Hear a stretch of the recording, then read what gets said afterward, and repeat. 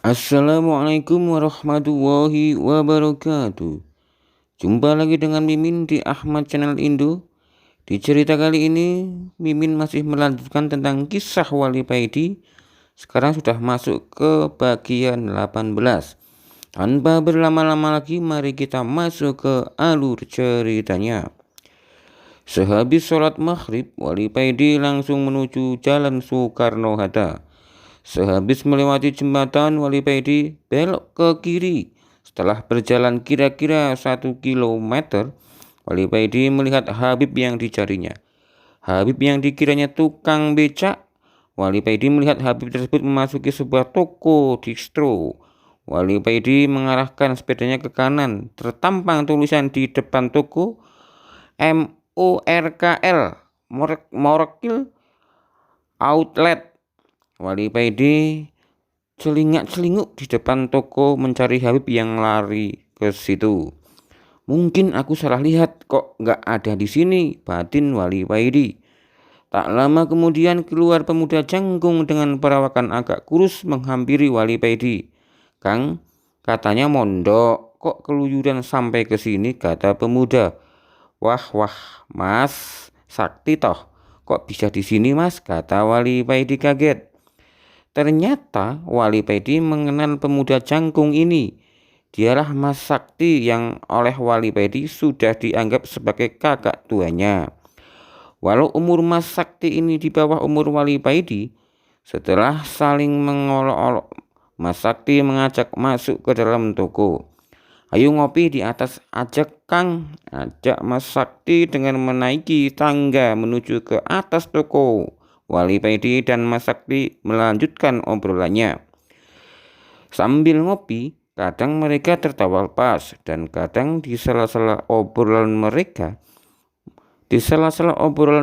berdua, kadang mereka berdua bilang amin, amin. Wali Paidi meselonjorkan kakinya dan memperebahkan tubuhnya. Di depan duduk Mas Sakti sambil membaca koran bekas. Baca apa, Mas? Tanya Wali Paidi. Ini baca Ahmad Dhani di demo, jawab Mas Sakti. Soal apa, Mas? Tanya Wali Paidi lagi. Ini Ahmad Dhani pas konser menginjak lafaz Allah. Kan logo dewa itu ada rangkaian lafaz Allah, sedang lantai panggungnya ada gambar besar logo dewa yang ada lafaz Allah tersebut, jawab Mas Sakti. Menurut sampeyan gimana, Mas? Tanya Wali Paidi. Mas Sakti terdiam agak lama.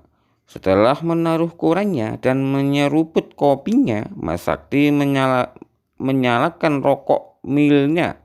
Kemudian berkata, menurut syariat Dhani ini salah, tapi hakikatnya kita semua ini berdiri di atas lafal Allah, jawab Mas Sakti. Maksud dan contoh jelasnya gimana, Mas? Tanya Wali Paidi. Mas Sakti berdiri memanggil temannya yang ada di bawah. Ping, tolong ambil kacamata di bawah, terus bawa ke sini, kata Mas Sakti. Sekali lagi Mas Sakti mengundang temannya. Ping, tolong ambilkan kacamata di bawah, terus bawa ke sini, kata Mas Sakti. Tidak lama kemudian datang teman Mas Sakti dengan membawa kacamata dan menyerahkan kepada Mas Sakti.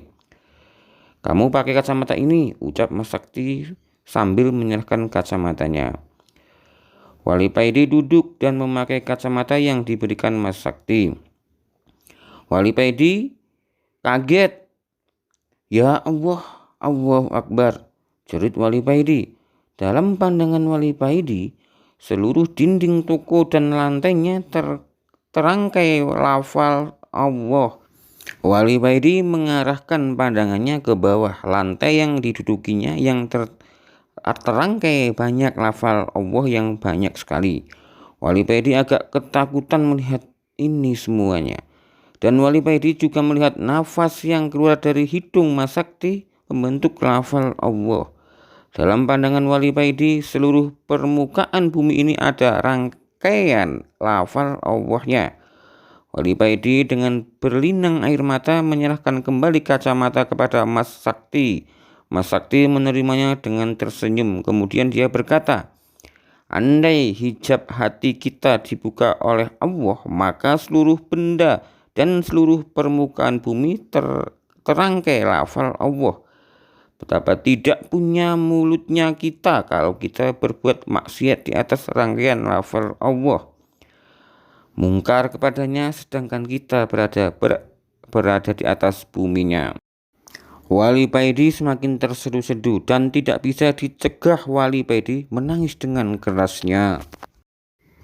Wali Paidi terdiam di atas distro Morkil. Mas Sakti dengan tersenyum-senyum memperhatikan Wali Paidi di depannya. Hening yang sangat lama menghinggapi mereka. Tidur aja dulu Kang di sini, ucap Mas Sakti. Nanti aja, belum ngantuk Mas, jawab Wali Paidi. Tapi tidak lama kemudian Wali Paidi merasakan kantuk yang sangat berat dan tidak dapat dicegah. Wali Paidi pun akhirnya tertidur. Dalam tidurnya Wali Paidi bermimpi yang seakan-akan tidak bermimpi.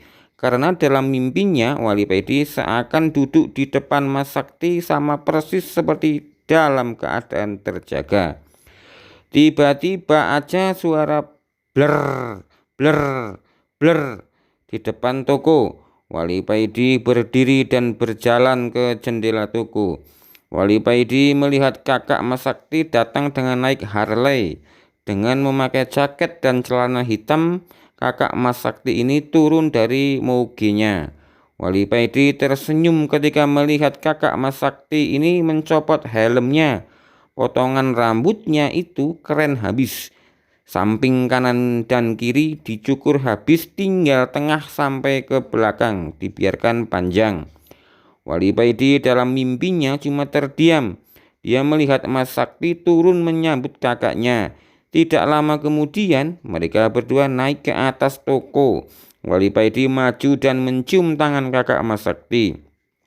Ini toh Wali Paidi, ucap kakak Mas Sakti. Inggih Mas. Nggih niki larini, jawab Mas Sakti.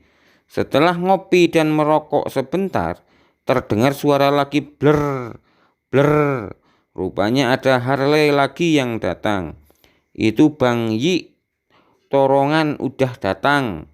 Ayo berangkat, ayo kamu ikut juga, kakak. Kata kakak Mas Sakti kepada Wali Paidi. Wali Paidi berboncengan dengan Yi Torongan, sedang Mas Sakti berboncengan dengan kakaknya. Wali Paidi seumur-umur baru kali ini merasakan naik Harley dengan kecepatan yang tinggi. Wali Paidi merasakan dalam mimpinya seakan jalan yang dilaluinya ini menuju ke langit. Mereka berempat baru berhenti ketika di depan berdiri dengan megah sebuah istana yang sangat indah. Wali Paidi, Yi Torongan, Mas Sakti dan kakaknya segera turun dari motor dan berjalan ke arah istana. Wali Paidi melihat bumi dari atas tampak berselimutkan cahaya biru. Lapisan ozon, batin Wali Paidi. Kakak Mas Sakti mendekati Wali Paidi dengan menepuk-nepuk pundaknya. Wali Paidi, kakak Mas Sakti ini berkata, apa yang kamu lihat itu memang banyak yang menyebutkan sebagai lapisan ozon. Sebenarnya lapisan biru yang mengitari bumi ini adalah cahaya iman yang terpancar dari hati setiap orang Islam. Kalau iman umat muslim semakin tipis, maka lapisan biru itu juga akan menipis dan cahaya matahari akan langsung masuk menerobos bumi. Kalau cahaya iman sudah habis, maka terjadilah kiamat, jelas kakak Mas Sakti kepada Wali Paidi. Setelah menjelaskan tentang lapisan ozon, kakak Mas Sakti mengajak Yi Torongan dan adiknya untuk masuk ke dalam istana. Kamu belum waktunya masuk, jaga motor aja di luar, ucap kakak Mas Sakti kepada Wali Paidi. Hahaha, santai aja, sebentar lagi sampeyan boleh masuk, olok Mas Sakti. Siap bos, ucap Wali Paidi.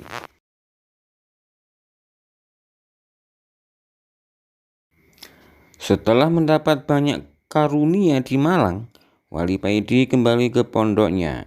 Mbah Kiai yang tahu kedatangan Wali Paidi merasa sangat senang. dan langsung menyuruh santri untuk memanggil Wali Paidi dan menghadap kepadanya. Wali Paidi mendengar titah gurunya itu langsung pergi ke dalam. "Assalamualaikum," ucap Wali Paidi ketika berada di depan dalam.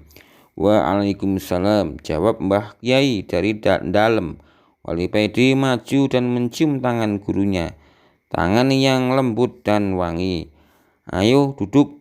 Mbah Kyai mempersilahkan Wali Paidi duduk. Setelah duduk, Wali Paidi melihat wajah gurunya ini. Keyakinan Wali Paidi ini memang beda dengan keyakinan para murid pada umumnya. Kebanyakan para murid tidak berani menatap wajah gurunya ketika menghadap, karena hal tersebut bagi mereka termasuk tindakan yang kurang sopan. Tapi pendapat Wali Paidi lain, dia lebih suka melihat wajah gurunya karena baginya melihat wajah orang soleh adalah ibadah dan tentu ada barokah di dalamnya. Keyakinan atau kedua pendapat ini sama benar, tinggal niatnya saja yang perlu ditata. Wali Paidi melihat wajah gurunya ini begitu bersinar dan begitu suci bersih, seakan-akan gurunya ini akan berpergian. Teringat ini, Wali Paidi langsung menangis sesegukan.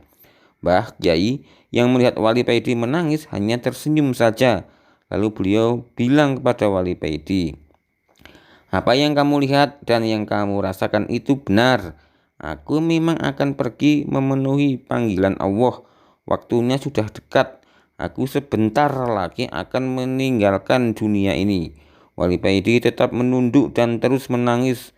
Mbah Kyai lalu berkata lagi, "Nak, nanti malam pergilah kamu ke belakang pondok. Setelah mencapai sungai, duduklah di situ. Tunggulah teman Abah. Belajarlah kamu kepadanya. Dan yang penting kamu manut dan jangan banyak bertanya," pesan Mbah Kyai. "Inggih Kyai," jawab Wali Paidi. "Apa yang kamu alami di Malang semuanya aku tahu. Jadilah itu sebagai tonggak keimananmu, dan kamu sudah bertemu dengan saudara-saudara seperjuanganmu. Kelak kalau kamu bertemu mereka kembali, sampaikan salamku pada mereka." Mbah Kyai lalu berdiri mendekati Wali Paidi. Beliau menepuk-nepuk punggung Wali Paidi. "Sekarang kembalilah ke pondok. Nanti malam laksanakan apa yang aku perintahkan," ucap Mbah Kyai lalu masuk ke dalam. Setelah Mbah Kyai sudah tidak terlihat, Wali Paidi keluar dari dalam. Walau Mbah Kyai sudah tidak ada, Wali Paidi keluar dalam tetap dengan membungkuk dan berjalan mundur. Malam harinya Wali Paidi melaksanakan apa yang diperintahkan kiainya. Dia berjalan menyusuri jalan setapak ke belakang pondok.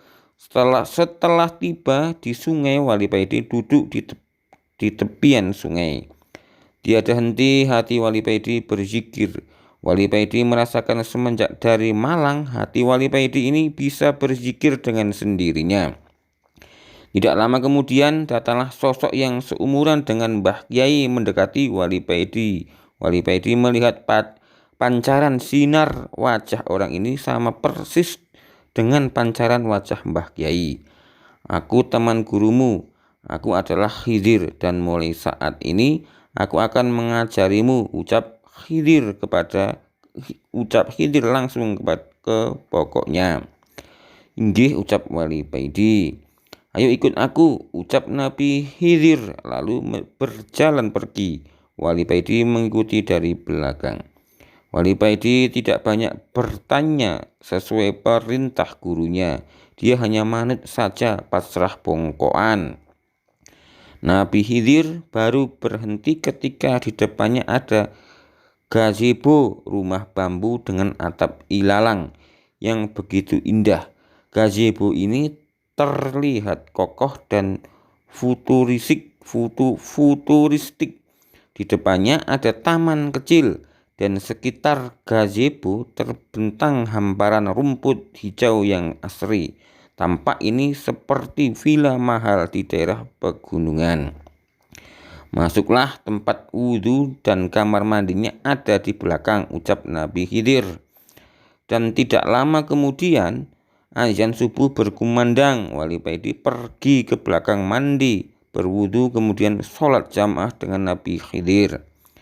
Setelah sholat, Wali Paidi duduk di teras gazebo. Di depannya duduk dengan berwibawa Nabi Allah Khidir alaihissalam.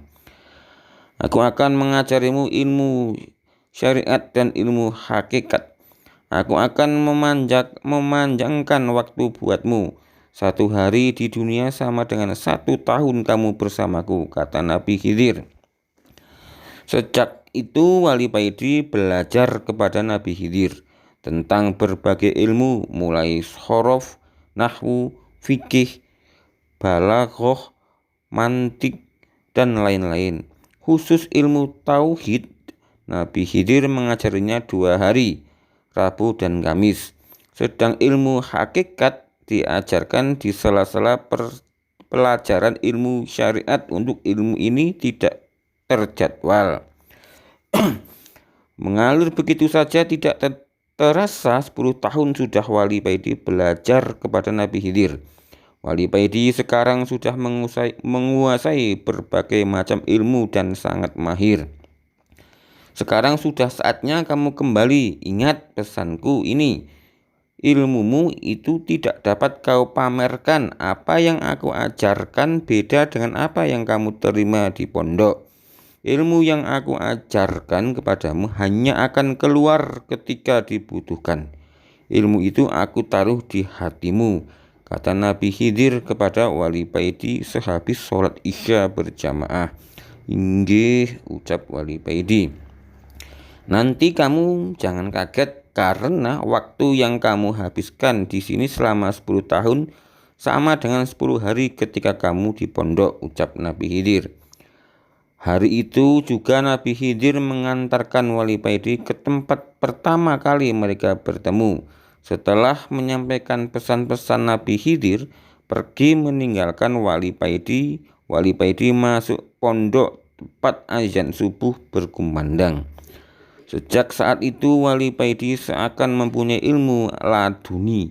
Para santri mengira seperti itu karena Wali Paidi hanya pergi 10 hari, tapi setelah kembali ilmunya menjadi begitu luar biasa. Padahal ilmu yang didapat oleh Wali Paidi diperoleh dengan rajin belajar selama 10 tahun. Tidak lama kemudian, Mbah Kiai memang benar-benar pergi meninggalkan dunia ini menghadap Sang Ilahi. Berita tentang kematian Mbah Kiai tidak begitu menggemparkan karena Mbah Kiai bukan kiai terkenal prosesi pemakaman biasa saja, hanya para santri dan tetangga sekitar. Tapi ada yang unik ketika prosesi pemakaman dilakukan. Ada puluhan orang tak dikenal berdiri mengitari makam. Ada yang berjubah dan bersurban, ada yang berjas dan berdasi, ada juga berpenampilan seperti gelandangan. Setelah prosesi pemakaman selesai, ada sosok yang sangat akrab menghampiri Wali Paidi, sosok Nabi Khidir. Mereka yang hadir yang tidak dikenal orang di sini adalah teman Mbah Kiaimu. Mereka semua ini waliwah dan aku bersama mereka telah sepakat menunjuk kamu sebagai ganti dari gurumu, kata Nabi Khidir. Wali Paidi tertegun tidak bisa berkata-kata. Demikian kisah Wali Paidi di episode 18 dan 19. Ada salah dari Mimin dalam membacakan naskah. Mimin minta maaf. Mimin akhiri. Assalamualaikum warahmatullahi wabarakatuh.